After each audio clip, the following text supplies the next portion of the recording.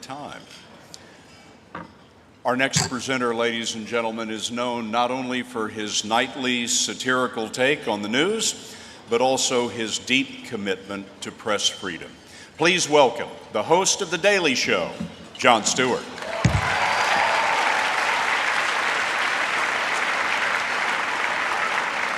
Thank you very much. Thank you so much to be here. I'm so excited. They've written something very lovely for me, but this is actually, they're filming a profile piece on our honoree, Bassem Youssef, for 60 Minutes, and I just want to assure them that I am who I say I am.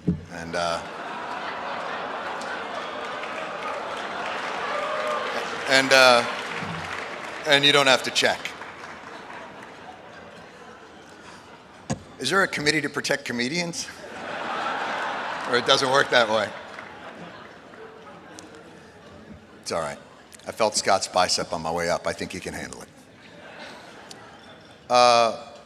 For those of you who do not know who I am the Bassem Youssef of America.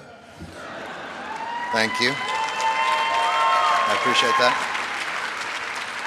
I host a show that is very similar to the show that Bassem Youssef hosts in Egypt, with two small differences. One, his show is watched by millions. He gets Uncle Milty numbers. And two, he hosts his show in a country where freedom of expression is not settled law.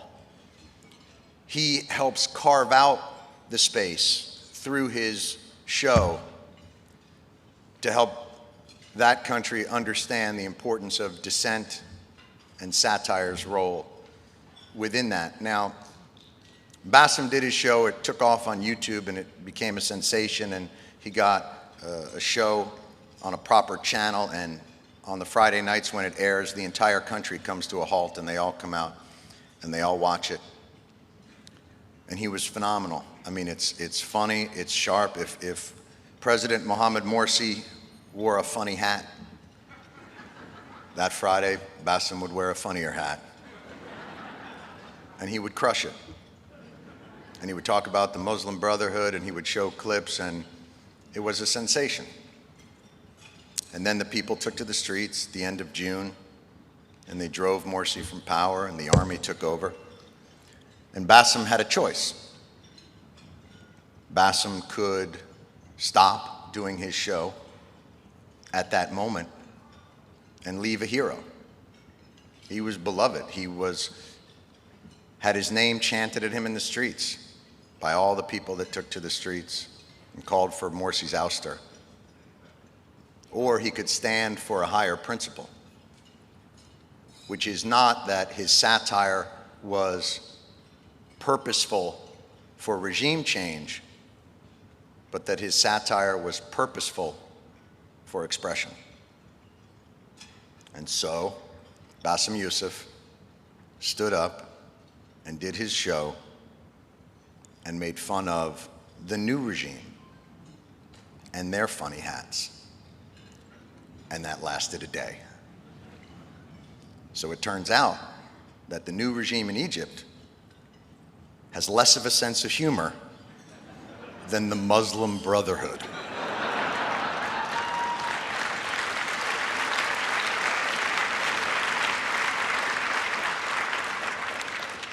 The nice part about Bassem is I've gotten to know him also as a person. He is a wonderful friend.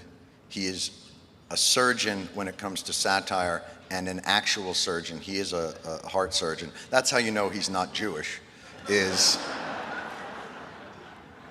a Jewish person's parents would never let a heart surgeon quit to become a comedian.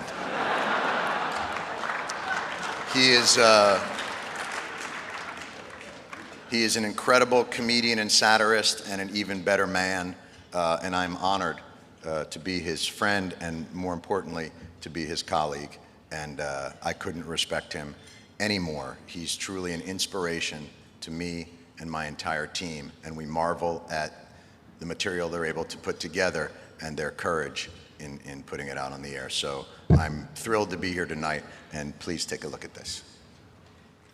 Why do I like sarcasm so much? Because it's a way that you can break so many taboos. It just makes people to look beyond what's the obvious. They need to understand that sarcasm and criticism, it's not a tool to bring things down, it's a tool to build. My name is Bassem Youssef. I used to be a cardiac surgeon, turned into media, and now I do a political satire show called Al Barnamij, or The Show, in Cairo, Egypt.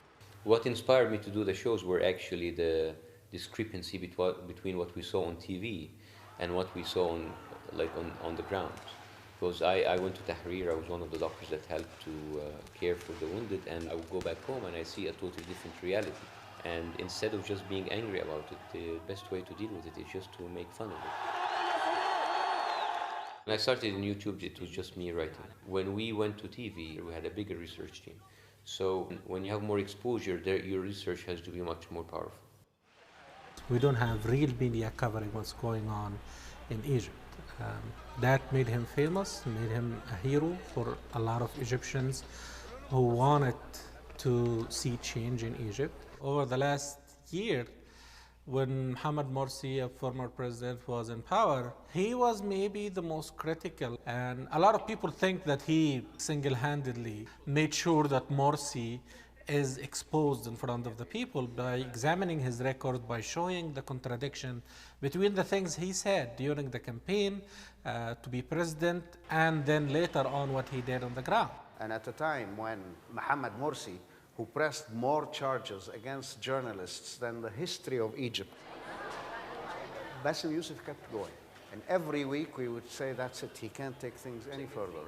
But then the following week, he comes back at him again, so much stronger, like, whatever you do, I'm not backing off. Eventually, President Morsi and his supporters were fed up with him, and they started a legal action against him. And he got into a 6-hour investigation with the public prosecutor.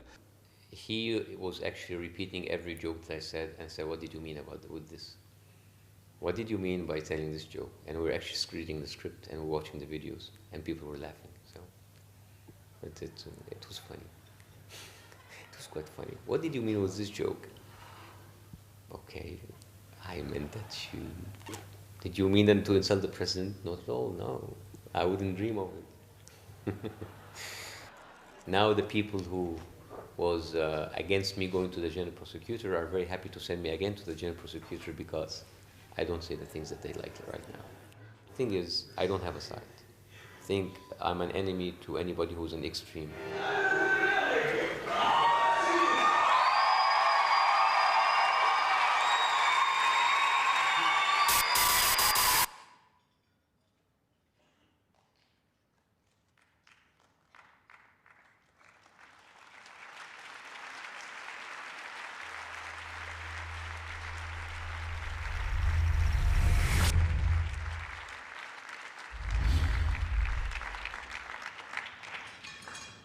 Just to be clear, you are applauding his courage and satire, and not that they took his show off the air.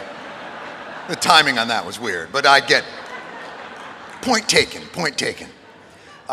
It is my honor and pleasure to present the 2013 International Press Freedom Award to my friend Bassem Youssef. Sir.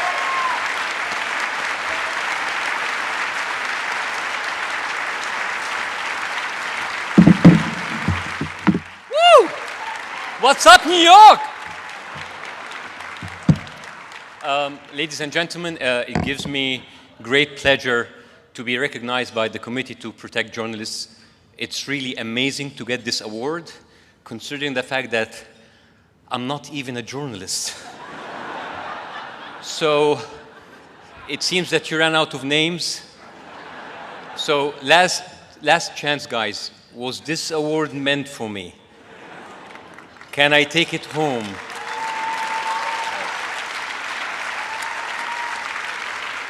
This will look great next to my other two Picassos. Oh, yeah, they're great.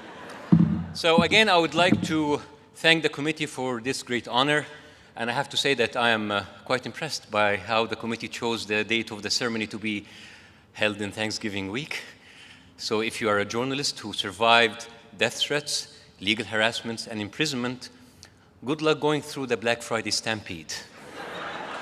And if you survive that, you always have a chance to feel horrible about yourself because of a drunken uncle in a traditional Thanksgiving dinner. Well played, CBJ, well played.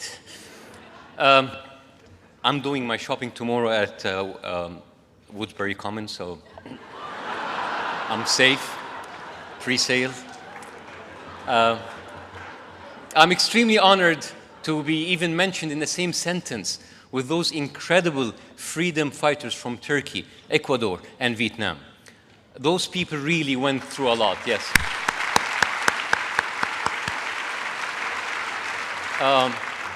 They are facing prison sentences and continuous physical and emotional threats just because they want to report the news and exercise their rightful freedom of expression and freedom of speech.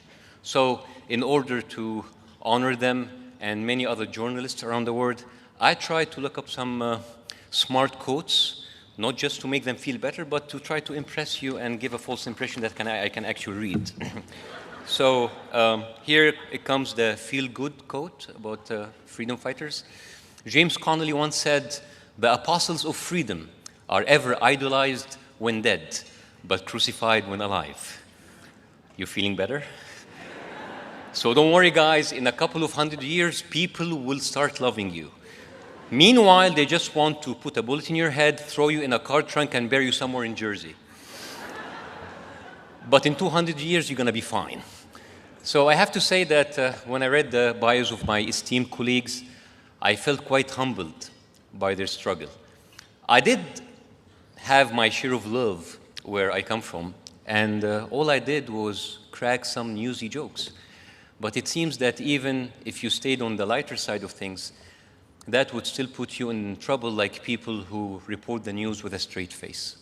For some reason, a joke would piss off a lot of people, although the same people were laughing at the same joke before.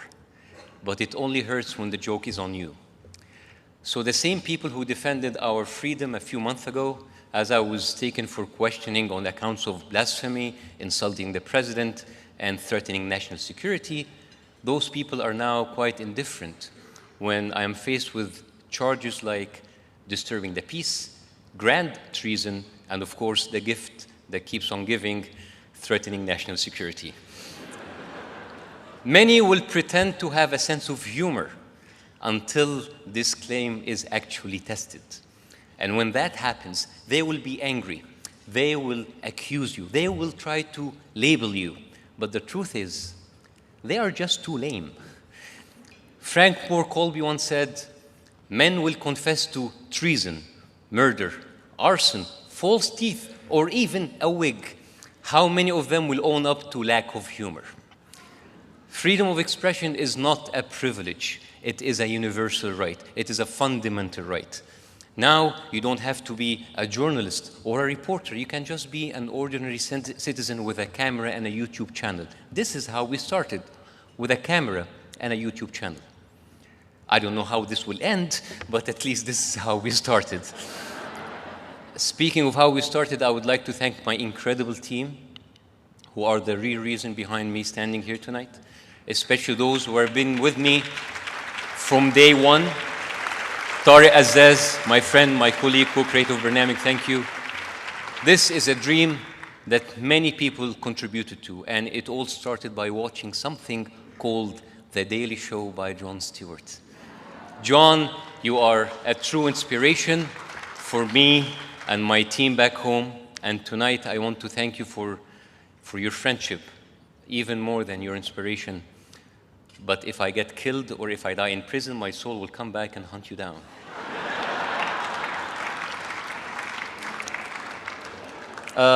This is one of those moments where I wish that my mom was here to watch.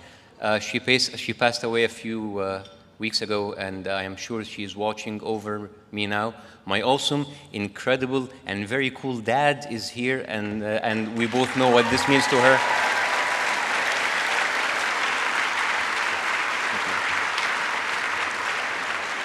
I would like to thank Hala, my wife, for being so patient, so understanding, and so supportive.